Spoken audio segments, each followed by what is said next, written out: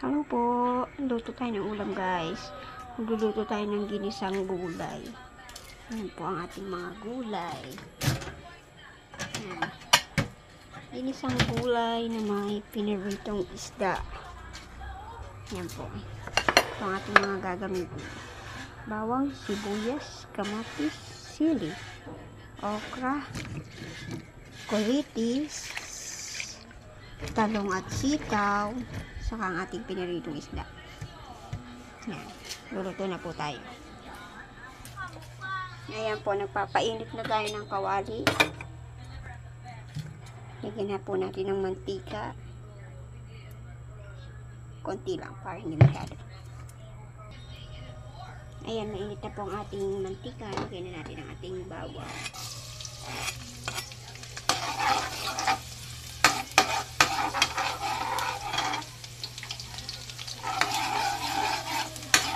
Bisa lang po natin yan.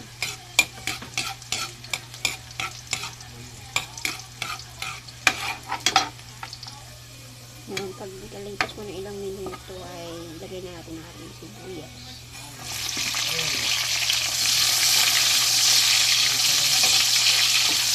Hintayin lang po natin mag-translate ang ating sibuyas.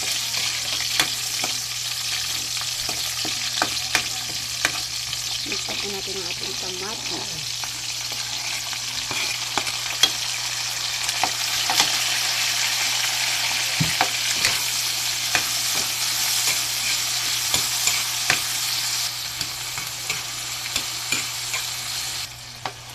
Ayan, naambot na ating kamatis. Lagyan na natin ang ating mga sitaw.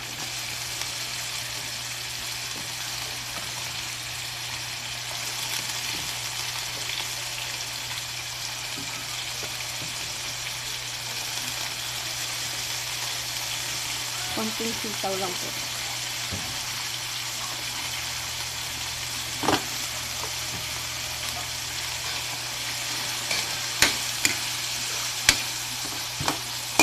Palalambutin lang natin.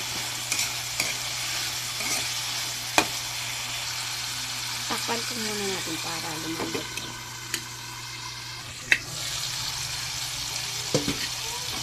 And guys, malambot ang ating sitaw.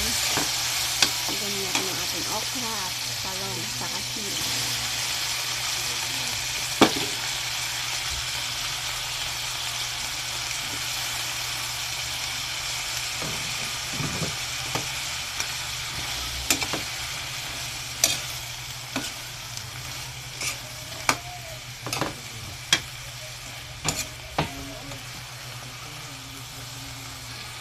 Lagyan natin ng konting tubig.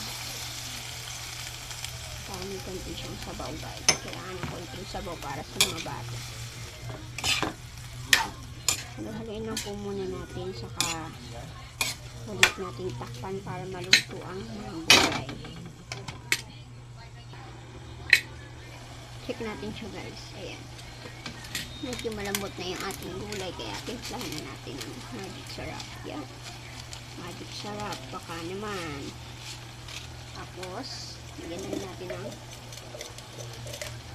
asin.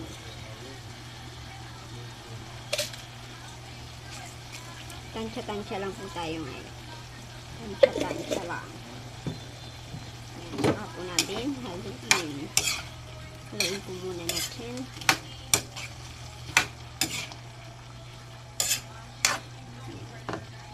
Medyo hilaw pa po yung ating gulay. Pero ilalagay ko na po ang ating piniritong isda na 2 piraso. Takpan po muna ulit natin para siya ay maluto pa.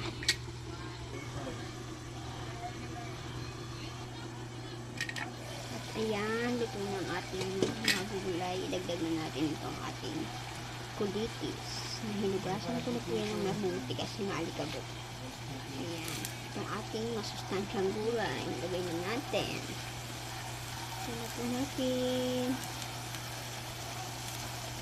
Sabit na lang po yan lulutuin kasi mabilis lang naman po maluto yung ating kulitis. Mga ilang minuto lang. Luto na yan. Ay. Halu-haluin lang po natin.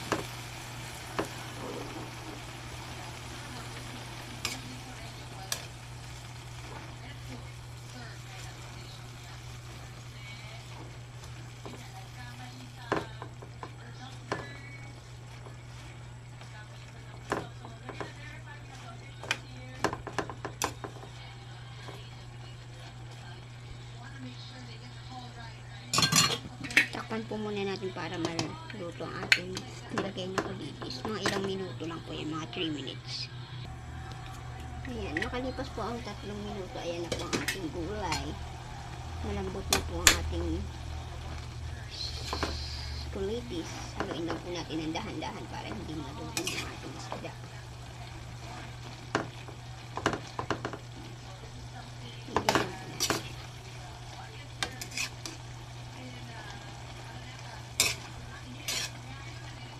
Konti lang po yung sinabaw ko kasi hindi naman po ito sinigang. Kaya ayan, konti lang sabaw. Tikman na natin.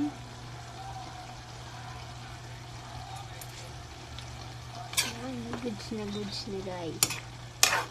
Luto ng ating ulam. Papatayin ko na ang ating apoy. Ayan. Wow! Finished product. Ito na ating ginisang gulay na may kulitis at piniritong isda. Ayan. Looks yummy. Ready nyo na po ang inyong mga kanin or mga bahaw dyan. Tara, kumain na po tayo. Thank you for watching. Please subscribe, like, follow, and share po my video. Thank you. Bye-bye.